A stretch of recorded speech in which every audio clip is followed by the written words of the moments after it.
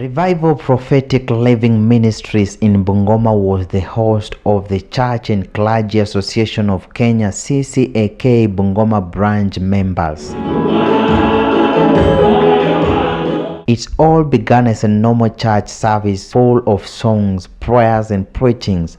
But after a while, the agenda of the day was declared. We've been meeting here to discuss on issues about regulating the church. Bishop Hudson Ndenda, the national chairperson of CCAK, was the chief guest, and he began by reminding Honorable Mungatana of the role he was supposed to play in the Mackenzie's case. We want to advise the Honorable Mungatana that you overstepped your mandate. The mandate you had from the president was to investigate what happened at Shakahola.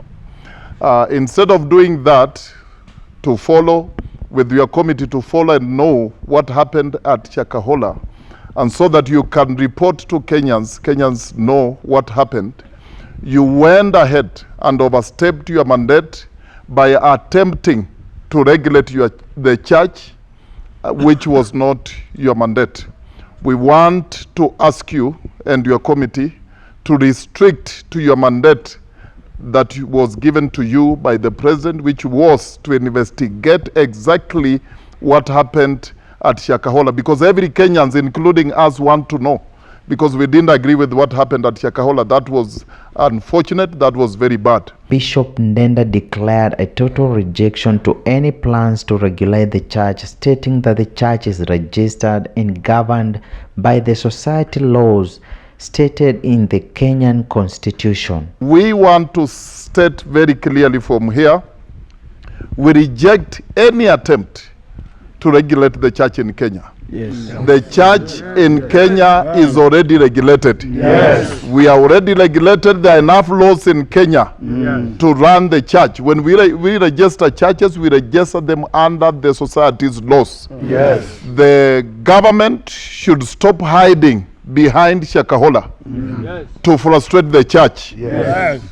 Mackenzie is not the church. Yes. The issue of Shakahola is not the church. Yes. The church is bigger than one individual. Yes. And therefore the church is bigger than Mackenzie. Yes. CCAK is willing to give any sacrifice to defend the church, including involving the court in seeking justice for the church. Even if it means going to court, we will. Yes. To stop that process, the entire process, we will stop it. In fact, even to begin with, it was not even in order to come up with a task force on how to regulate the church. The church is already regulated. Bishop Ignatius, who was the host bishop, urged the government to support the umbrella bodies, which will act as an oversight of the church instead of creating new regulations. As a church, we say we have enough laws to regulate the church, and as we gave our views through the task force, we said that let the government support the umbrella bodies,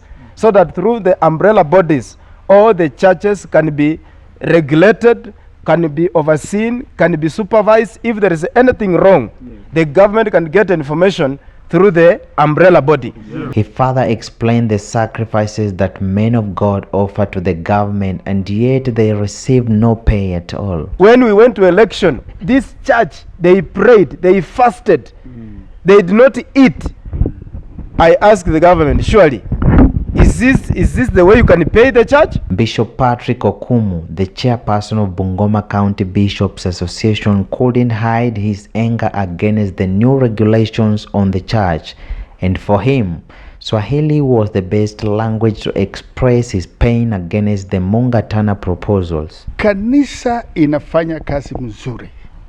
Kanisa pia ni serikali ingine. Ni serikali ya Mungu mwenyewe. Yes. Na sasa wanabunge, mnapoanza kutaka kuleta bili, sijui ya kufanya nini, sisi ni watumishi wa kanisa. Si tunafanya kazi ingine.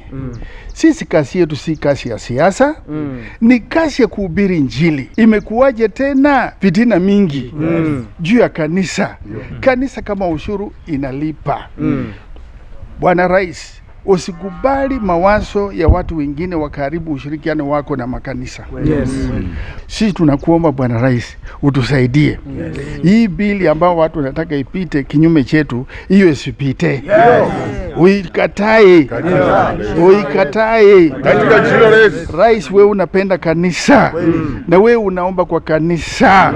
Tetea kanisa. Sijui watu hao hawana makanisa ambao wanaingilia sisi hao. Yes.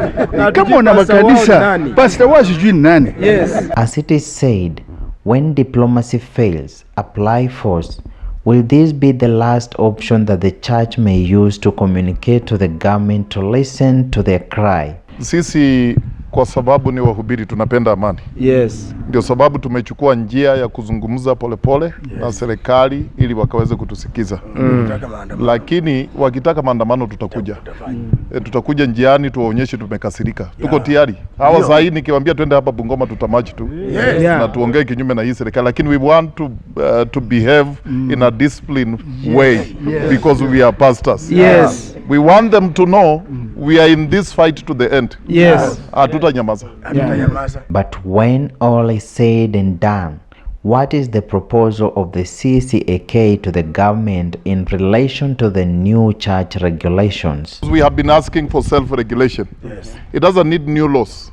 The Attorney General should just come out with a circular and say that all pastors should choose an umbrella body to belong to. Correct. And that is where we can do self-regulation. And we have umbrella bodies that are already registered under AGs. Yes. So let them stop hiding behind all these stories and say they don't have a framework. These umbrella bodies are registered there and they know.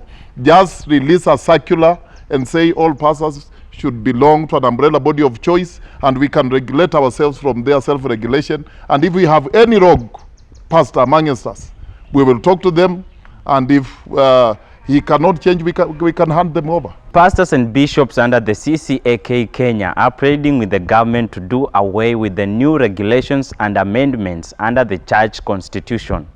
Ronald Sifuna, Number 1 TV, Bungoma County.